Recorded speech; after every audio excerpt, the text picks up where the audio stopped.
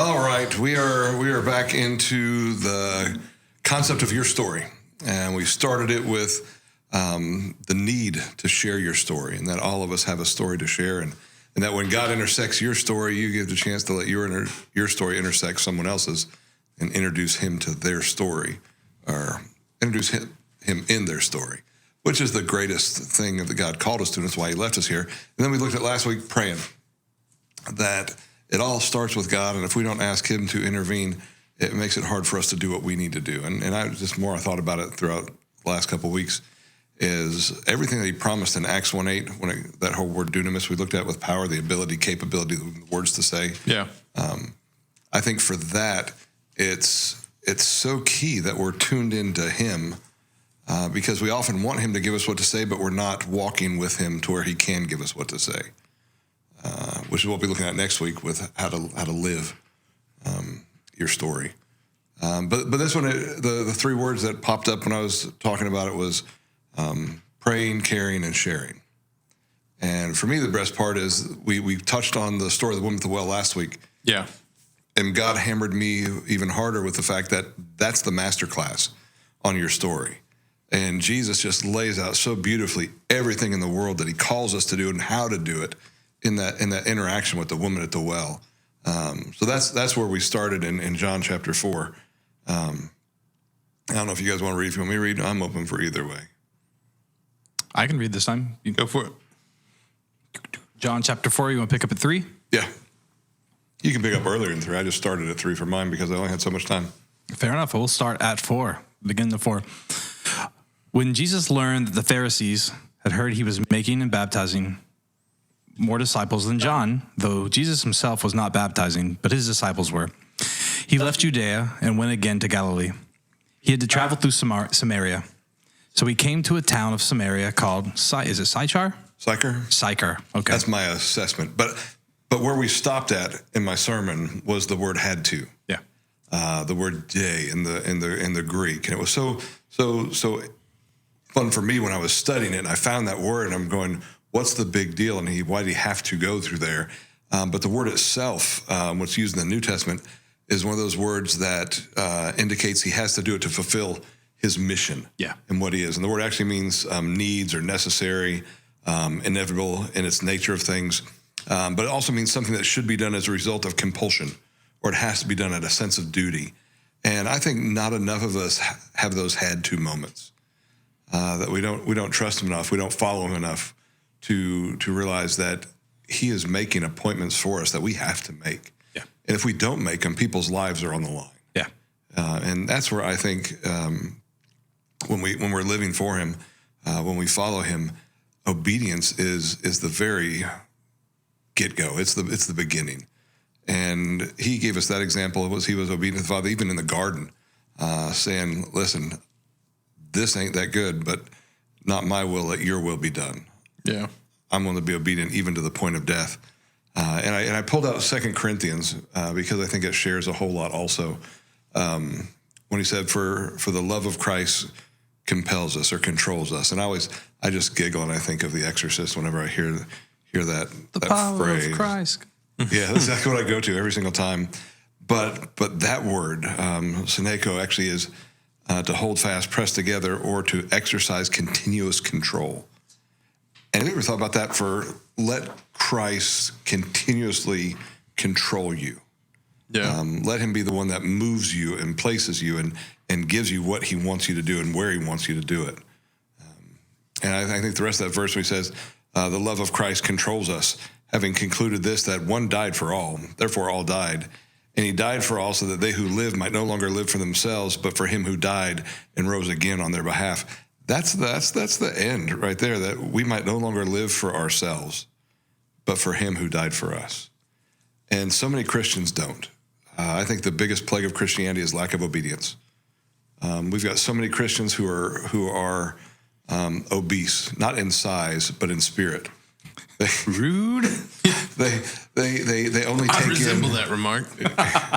They take in, and they never give out. And as we live in obedience, I think that's the one area that God wants for us, not from us. Because obedience is for us, not for him. Well, do you think obedience requires social uncomfortableness? Because, I mean, I think that's what a lot of people, sorry, Mike.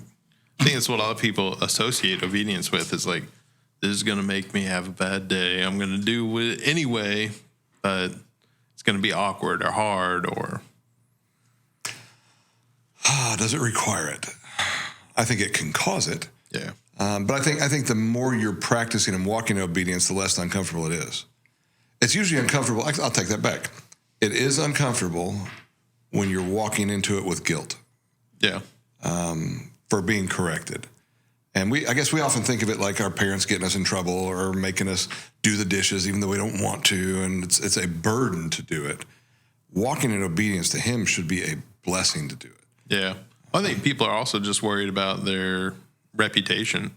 Like, what are people going to think about me if I act like this? What will people do? Hear that I'm a Jesus freak. Well, that was one of the things for me in high school when I finally got saved. I'm looking at all these people going, I don't want what you got. You guys are weird. Yeah. So I had all these preconceived notions I was putting onto them. So when I give my life to God, I'm going, well, I'm not going to be like that. And I guess I didn't. I'm me, and I'm always going to be me. But for me, obedience, when I found those verses, that God loved me, and if all I have to do is ask him to forgive me, he would. That was huge. I didn't have a problem with that obedience. Yeah. I'll ask you to forgive me, heaven, done deal.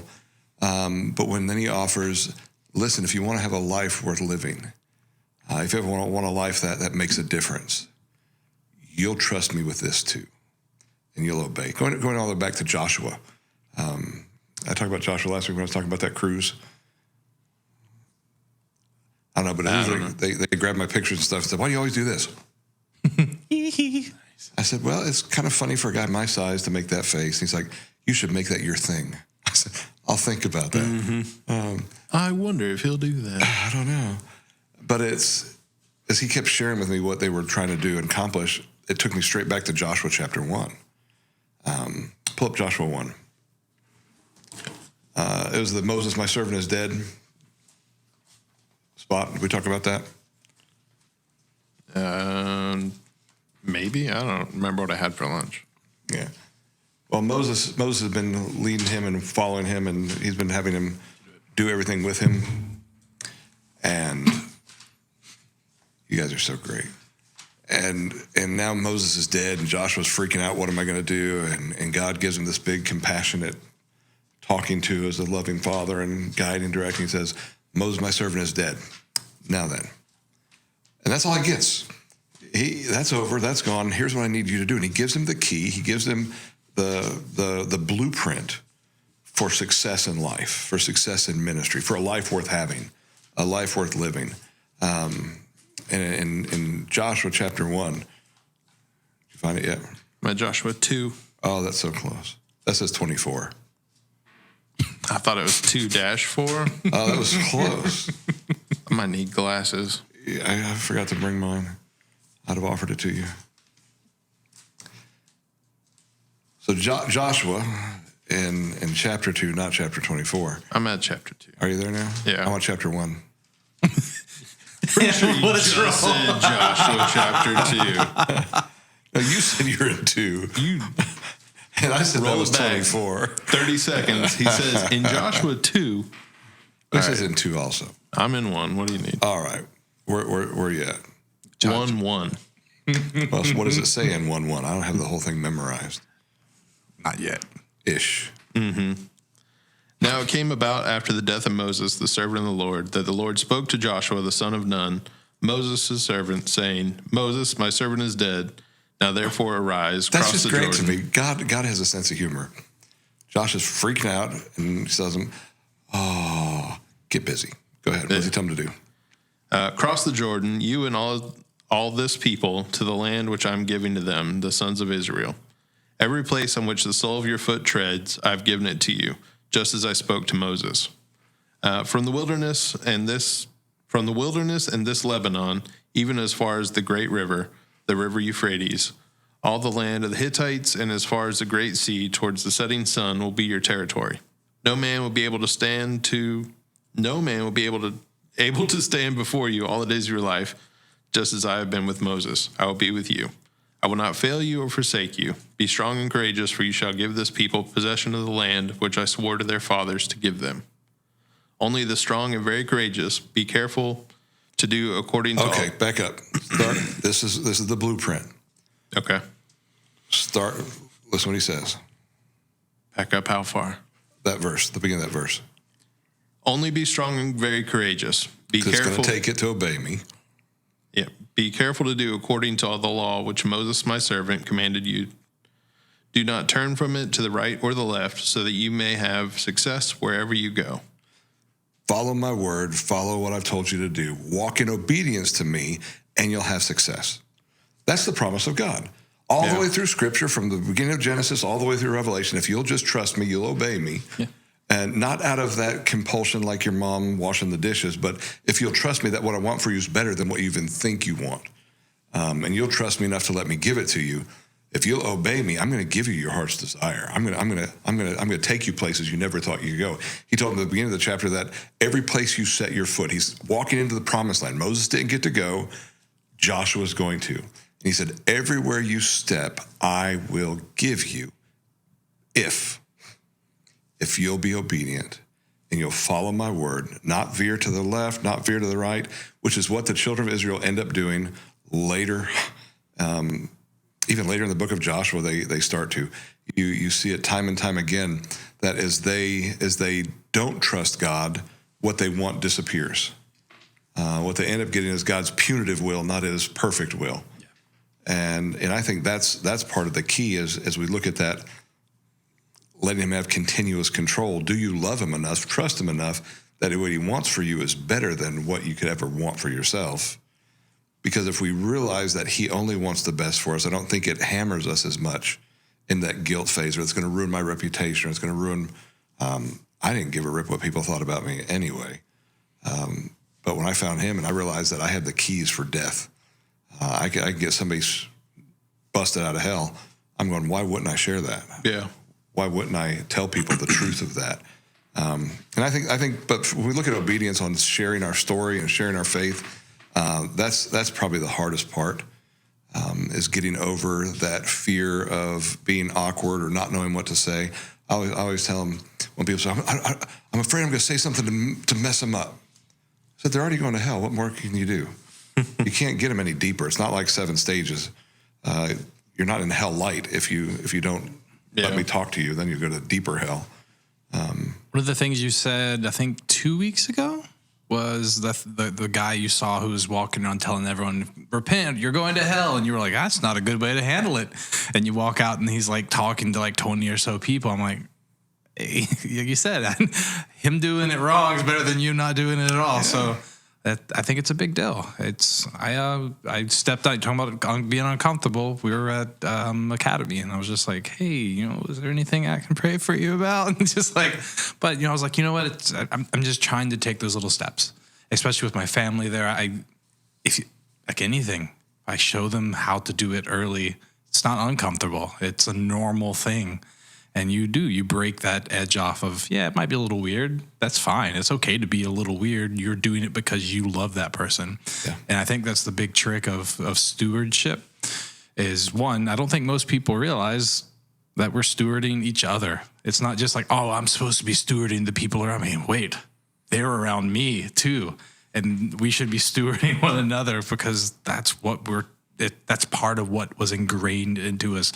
When God made us, He's like, I'm making you to be able to go love specific people and go be awesome for specific people.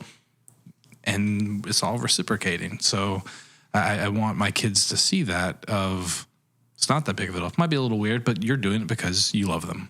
Yeah. It's so funny you mentioned that guy, because I did the same thing. So I had to get the windshield replaced in my truck, and the Safe Light guy came out after not coming for a day or whatever. It's fine, whatever. But anyway, he comes out, and I was like, oh man, how am I gonna broach this? And that's when I start praying, God, give me an in, give me an in. Well, he's talking about traveling. I'm like, oh yeah, I used to travel all the time too. So we're talking a little bit, and I was like, and he's like, yeah, I got to go to my next appointment. I'm like, well, man, if the the worst were to happen, do you know where you're going to go? He's like, yeah, Pooler.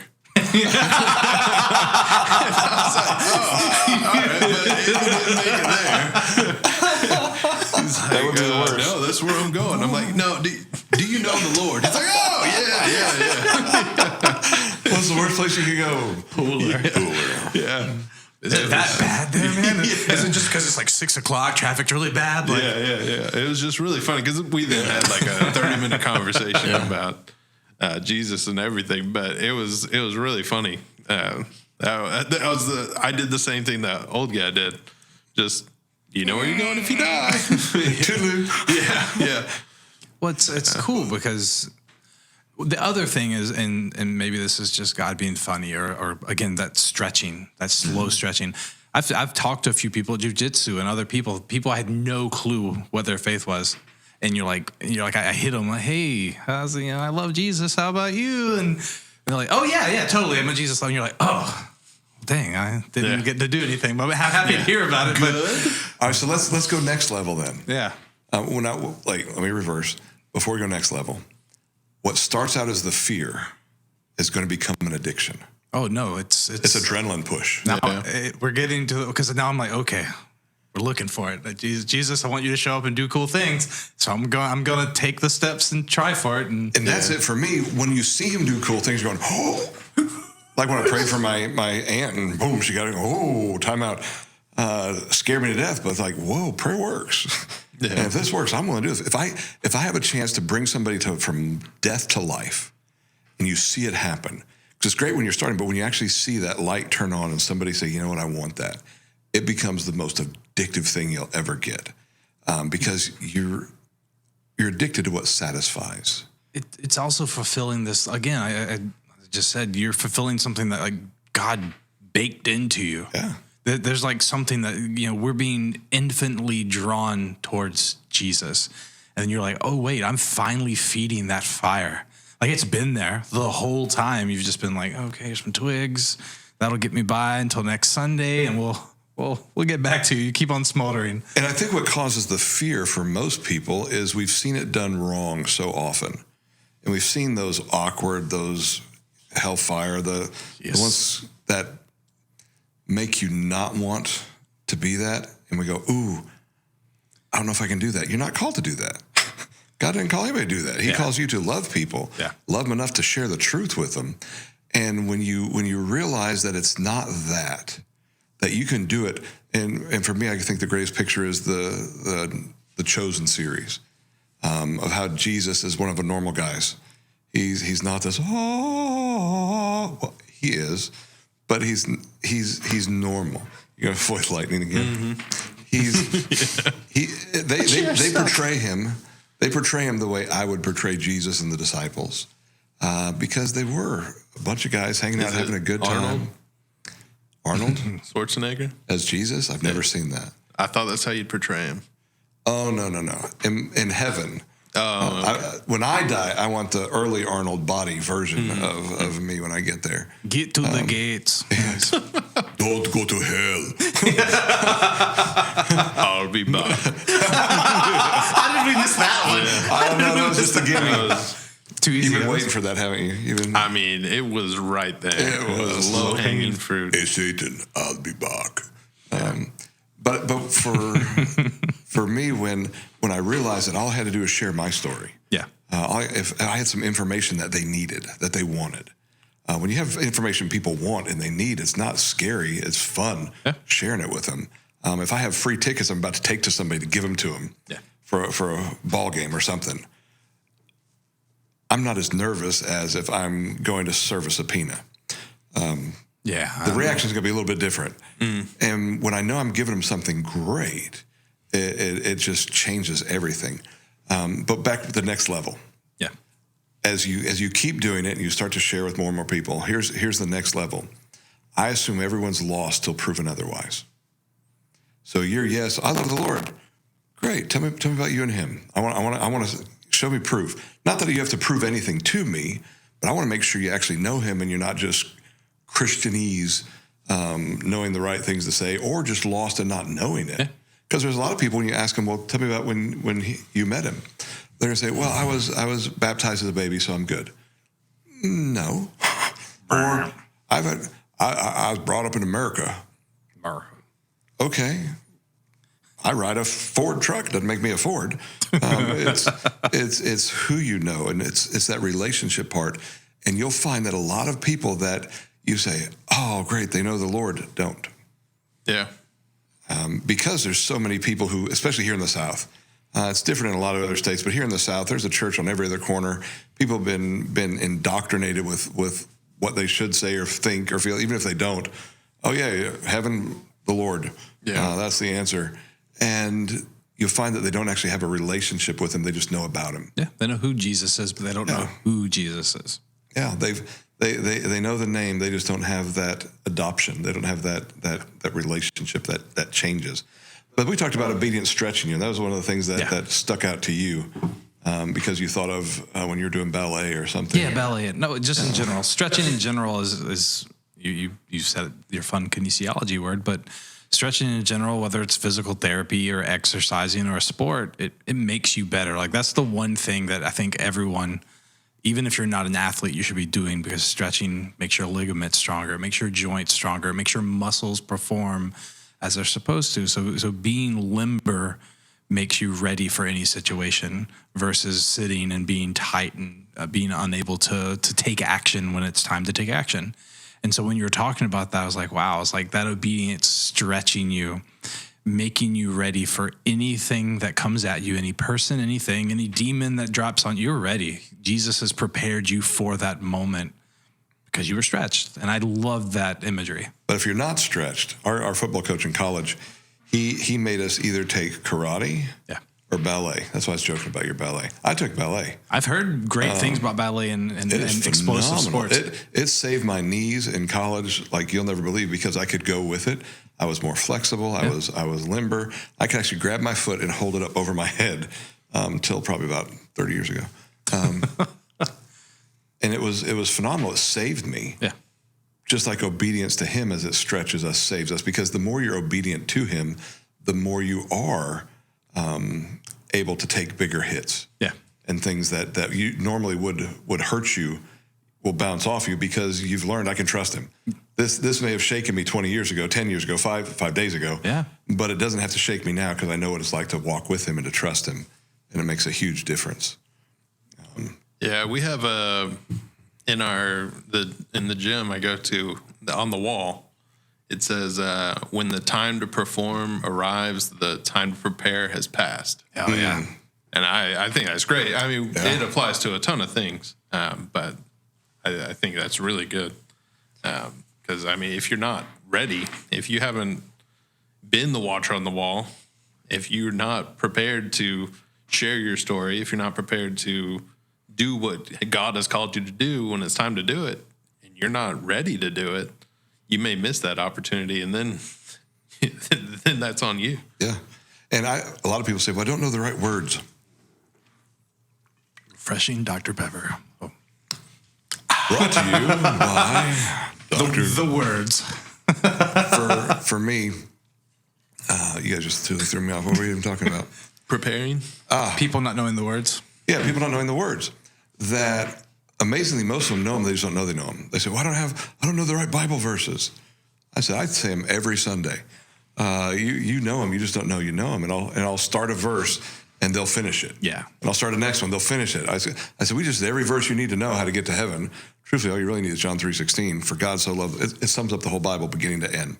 For God so loved the world, us, everybody, that he gave his only begotten son, Jesus, because there was a problem. That whoever would believe in him shall not perish, but have everlasting life. The problem is all of them are going to perish if he doesn't come.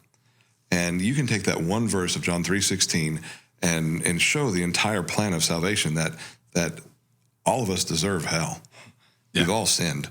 That's why Jesus had to come. But God loved us too much to leave us there, so he came and took our place. The whole cross was a picture of not even a picture, it was Jesus taking our sins and dying in our place because somebody had to. Every sin carries a death penalty. And what we don't realize is people think, well, I can take care of this, I can change this, I can change this. You can't change that. If you choose to take your own death penalty, it's too late. Yeah. He's willing to take it for us. But they don't realize they know the verses. And I didn't know them. When my pastor invited me to come take a class to learn how to share my story, share my faith, he gave me a little booklet and said, I need you to memorize these verses. I'm going, I've never memorized nothing in my life. He's like, just try. And he'd let me cheat and keep the book with me. But the more I would share, the more I'd remember it. And it was just very simple Romans Road kind of evangelism booklet. But I put those verses into my memory because I wanted to be able to share and not leave somebody hanging in hell if I had the tools to get them out. But I think preparation is that key. Are you ready?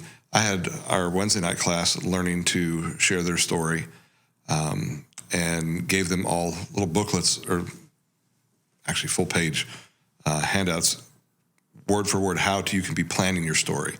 What was your life like before? What are the themes that may come into your life? Just to prepare them, because everybody's story has themes. And several of them started sending them to me through the week.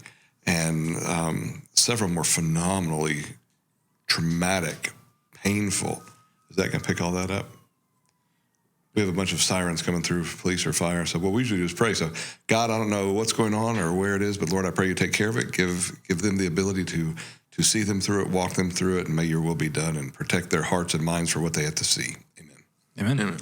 It was funny. You were just like, normally we would pray. Oh, wait. We can do that. Preparation. Yeah. But I think even when we're sharing with people, the devil's going to try and throw stuff like that at us to throw us off guard. But when we've walked in it, we've walked in being to trust him, the Holy Spirit's the one who bails us out and brings it back. That's why I said pray for those opportunities while you're looking for that to come in. And it makes such a difference. But if people realize that if I can put the time into it, I can be a great soul winner. We put the time into what's important to us. I was just about to say that. I mean, talking to a Bible verses, how many times do you hear a song on the radio, hear it one time, and you're like, I want to learn that song. And then you listen to it 5-6 times, and now you know every word in this song. And then you're like, oh, wait, a new song. And it's not hard if you put the time into it. I started trying to memorize the book of James. Yeah. And it was back old enough I had a cassette player. A poor tape. Well, the great thing was it was a 60-minute tape, 30 each side. This was last week. By the time I got through reading the first chapter over and over and over into this tape player, by the time I got through that 30 minutes, when I turned it over, I was saying big hunks of it without having to look. Yeah. And then by the time I was done with the full 60-minute tape, I knew it and I was sharing it and I didn't have to look. I could do it. Yeah. And it makes all the difference in the world with repetition. Mm-hmm. You learn so much stuff you don't want to learn. Way back in my day, it was to all beef patty, special sauce, lettuce, cheese, pickles, onions on a sesame seed bun. Nobody cared about the hamburger commercial, but we all knew the jingle. I could call J.G. Wentworth right now. Exactly. Red Robin. Gee. Yum. And it's stuff we learn. I remember in the beginning, good always overpowered the evils of all man's sins, but in time as the nation. I knew the whole intro to Motley Crue, Shout at the Devil, because in my mind it was really cool and I wanted to learn it. And then going, wow, if I could do that back then, because I thought it was cool, how much cooler would it be if I could actually give somebody the way to get to heaven if I put my time and effort into it to memorize it. And I think people say, well, I just can't memorize. I don't remember nothing. Repetition, repetition, repetition. Tape it to your steering wheel, one verse at a time. And every time you get in the car and you go to turn it over, say it. When you get to a red light, you have to stop, look down, read it. The more times you do it, the more times you say it. Or if you're not that big of a driver, put it in front of your refrigerator. Put it on the mirror in your bathroom. Wherever it is that you're going to spend the most time, put it in front of you and just practice saying it. Before long, you're going to know it inside and out. Yeah. I just think we cop out and we sell ourselves out because we'd rather say it's too hard than try. Wow. I felt that. Me too. It's just like with working out, with weightlifting, with stretching, with any of it. Most people will never take Taekwondo because they said, I can't even say it, much less do it. Yeah. Most people never become weightlifters because I could never. I'm surprised that when Jennifer, my assistant, she tutors through the week kids with their ACTs and SATs. And I always invade them because she usually does all the sports athletes. And as I'm walking past her office, I'll see one of them and they say, "Hey, what are you doing?" And I'll find out what they're doing and what they want to do in life. And it's amazing. I said, "Well, if you could do anything, what would you do?" And a lot of them are afraid to dream. Well, I would try that, but I'm pretty sure I won't be able to do it. I'll fail. Well, you just guaranteed it. Well, yeah, if you never start.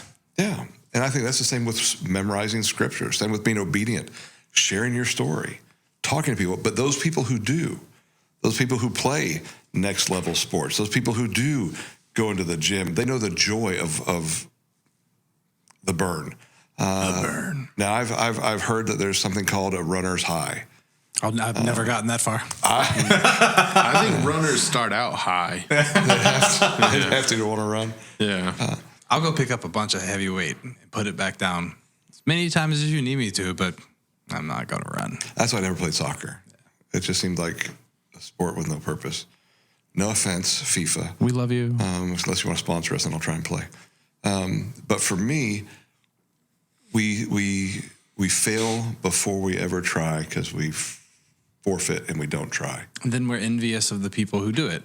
Yeah. Like, hold on. Well, we're not supposed to envy each other, so cut that out. Well, even worse than that, they'll think I can do it because I'm a pastor. Yeah. Oh, he went to school. No, it didn't matter. Yeah, I was doing this long before everyone went to school. I got hooked on it when I was young.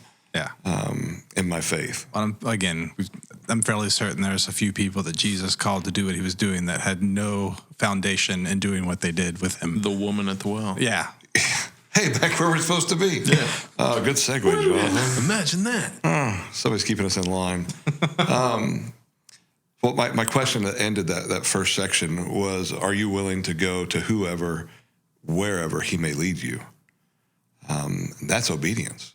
I know pastors who will give conditional obedience. God, I'll go anywhere for a job within these 4 counties. Go anywhere in the southern sunny area of San Diego. Yeah. Whether it's on the coast or on the coast. Well, that's where you gotta balance for people like divine calling and personal preference. Yeah. Like, God's calling me to Hawaii. Yeah. He might be. He might, me too. It's just called a vacation. Yeah. Like, I had a friend got called there. He's Sean Wade. They played football with him in high school.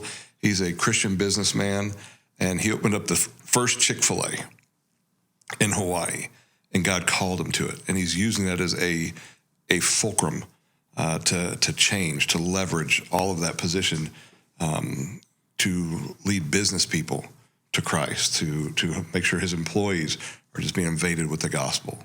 So I can see that calling to Hawaii. I wish I had that calling to Hawaii. But let's go back to chapter 4, verse 5. We're to Samaria again, to Sychar. so he came to a town of Samaria called Sychar, near the property that Jacob had given his son Joseph. Jacob's well was there, and Jesus, worn out from his journey, sat down at the well. It was about noon. So with that, part of the reason they hate Samaria, and we talked about it a little bit in my sermon, the nation of Israel, as it was united nation under David and under Saul and under Solomon, when Solomon's son took over, it became a divided kingdom. And you had the 10 northern tribes and then the southern. Judah became the southern tribes, which we now call Israel, which that wasn't. Israel was the northern tribes, and their capital was Samaria. The southern kingdom was, Jerusalem was the capital, and they were called Judah. And when they all went into captivity for disobedience, from not obeying, it was the northern kingdom that fell harder first, and they got pulled in captivity first. But they also integrated. And so what they came back to was an integrated hodgepodge of every religion, and it wasn't faithful anymore to God. So the Orthodox Jews, the ones who came back to Jerusalem, that rebuilt the temple, you see Nehemiah and Ezra, as they're reinstituting Judaism the way it was supposed to be, there was a great animosity and a hate between the two. Because people say, well, listen, why do they hate the Samaritans? That's where Jacob's well is and all these history of their people, because it used to be one people. And they broke up. And that's what led to this hatred that we're about to see, where she's going to ask him, why are you talking to me? Yeah. Well, it's crazy that they would go so far out of their way just to go around Samaria. Yeah, I put that map up. Yeah. They like to walk. Well, the mindset of the Orthodox Jew at that time was, I'd rather be defiled in the pagan lands on the other side of the Jordan as I walk up than to be defiled in Samaria, because it'd be so much worse. Mm-hmm. So I'll go to this little bit of sin instead of this big lot of sin. And it was because they were sellouts and they weren't following it the way they thought they should. But it just also became bigotry. That were the Starbelly Sneetches. You guys familiar with that, Dr. Seuss? Mm-hmm. You never read the Starbelly Sneetches? Probably it's not a term that's locked into the noggin. Imagine big green guys with stars. Oh, okay. And the cool ones had stars. Without the Yeah, stars. I know what you're talking about. Yeah. And then they had a machine. Dr. Seuss would put stars on yours. And then all the ones who said, hey, we're not special anymore, let's take ours off. Yeah. And then he just made tons of money, took everybody, and they didn't know who had what star, who didn't before they're done. And then they were actually finally happy. But we naturally have groups of people that we hate and we're biased towards because we want to think better of ourselves. Of course. That was their problem. Yeah. All right, go ahead. A woman of Samaria came to draw water. Give me a drink, Jesus said to her, because his disciples had gone into town to buy food. How is it that you, a Jew, ask for a drink from me, a Samaritan woman? She asked him, for Jews do not associate with Samaritans. I'm going to pause there. My son asked an interesting question. How did she know he was a Jew? I got in trouble for that question one time. No, I got in trouble because I had a guy preaching for me, a young guy we were teaching to preach, and he was going to preach that Sunday morning. He was doing the first service, and in his sermon, I'd have him make him preach it to me first, or just to give him pointers and help. And he said, and the woman at the well saw Jesus a long way off and knew he was a Jew. I said, how did she know it was a Jew? And then I made a joke. I said, was it because his skirt was higher? Was it whatever? And in his sermon, because it was a very not good joke, he says, and the woman saw him from a long way off. And as scholars have shown, the Jews wore shorter skirts than the Samaritans did. Oh, no. Oh, no. So I catch him between verses says, dude, I was telling you a joke. Don't. Yeah. Ixnay. It can be everything from the accent. Yeah. Same way they knew the northern ones from the southern ones of the Jews. It can be the look. And that's what I pointed it towards. I was like, it could have been time of year, that it could have been, hey, maybe that was the time that they expected Jews to come through. I was like, he was probably wearing a certain type of clothing that identified them as the Jewish people. I was like, I don't know if that's a spiritual thing that was going on there. I think it was probably a pretty visual, that's one of the Jews. I think they know just like being here in the South. Yeah. When a Yankee walks in the restaurant, does anybody have to question when they hear their voice? Yeah. Especially if it's one of those really strong accents, like they got raisins shoved up their nose. Don't you want what I have? We're probably going to have to cut all that out. Go figure. Nah, they know. That's right. Well, it's the same thing when They put the raisins up there. growing up in California, when a Southern person would come to us, we thought it was the coolest thing in the world. We'd say, ooh, say something. Yeah. What? Yeah, say it again. And it was just cool because we never heard anything like that. I think the dialect between the two can be a giveaway. Like you said, the dress can be a giveaway. The fact that a rabbi's walking with 12 disciples is pretty big giveaway. Yeah. And this is a small town. Yeah. Who does she know? Samaritans. Everyone else in town. Yeah. This ain't one of our folk. Yeah. And I also loved when her first question was, before even I'm a Samaritan, she called out a bigger social faux pas, was, why are you talking to me, a woman? Yeah. Because in Judaism, at this time and era, they weren't allowed to speak to women in public. not even their wife they wouldn't talk to in public because it was a social faux pas. Yeah. And she's going, whoa, whoa, whoa. One, I'm a woman. Why are you talking to me? Two, you're a Jew. I'm a Samaritan. Three, I'm one of those women. I'm here at noon, the 6th hour, because I won't go in the early hours when people shred me and rip me apart and talk trash about me. Yeah. And that's what I love. I think my point on that second one was don't judge people's worthiness Yep. to hear your story. Because I think we so often do. And who's not worthy to hear the story? Because no one's worthy. We are saved by grace. There's no one group that God doesn't love or couldn't love. I think all of us, the main point he wants for us is our job isn't to judge people's worthiness, because we're not worthy either. Yeah. I think the longer you're saved, the less you remember what it was like to be lost. Or it's more easy to throw those stones at other people. Yeah. Because you've changed. And you think, wow, I'm getting my life together pretty good. You don't realize that whole judgmental thing is what got everybody in trouble when they met Jesus. He said, it's not what it's about. All right, keep going.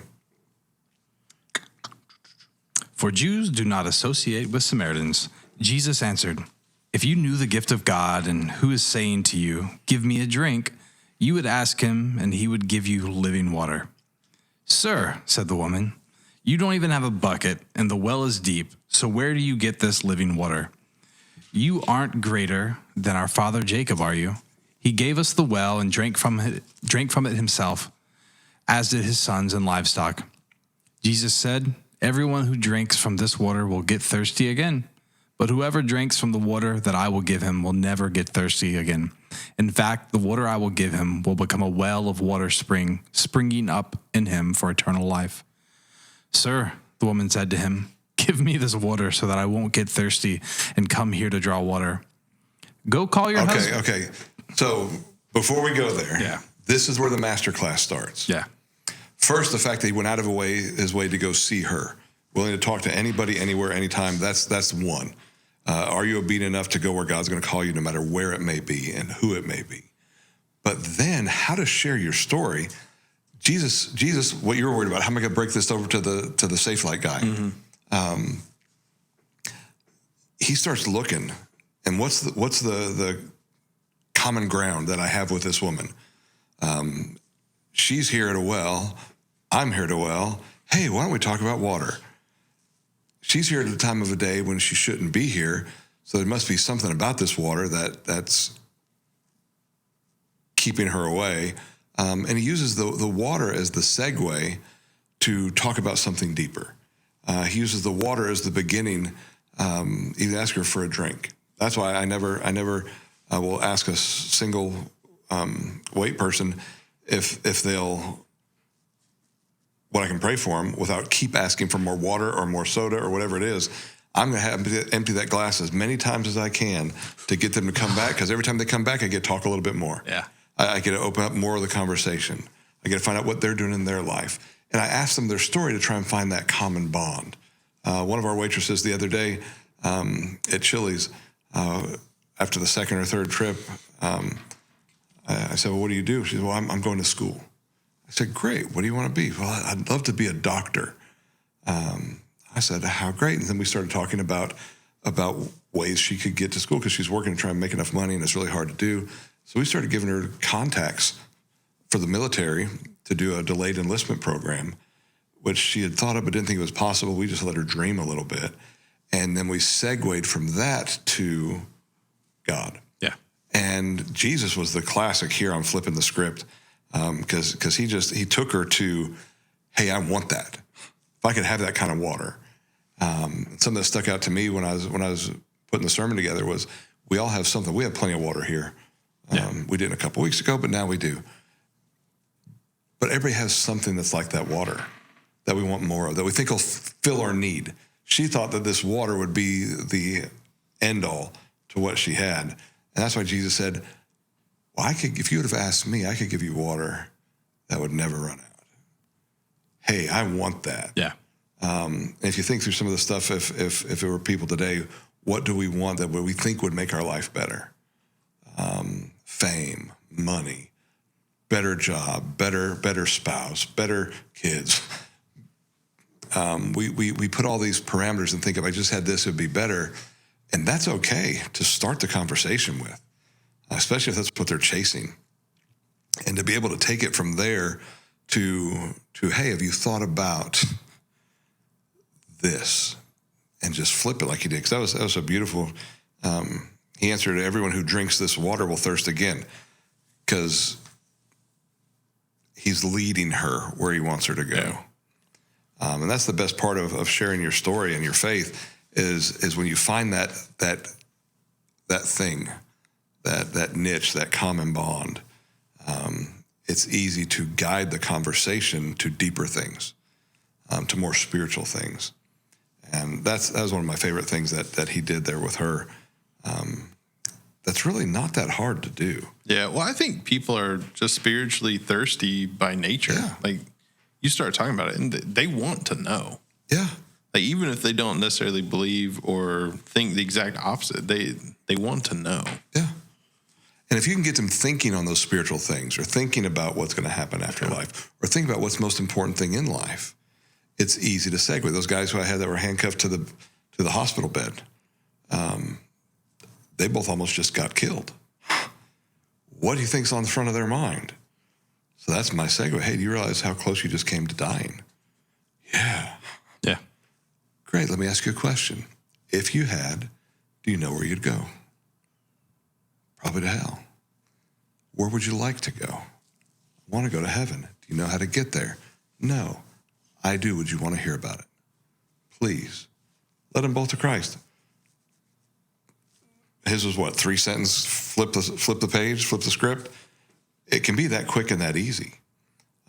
Somebody might play weeks and months, the long game, to try and get that chance to flip it.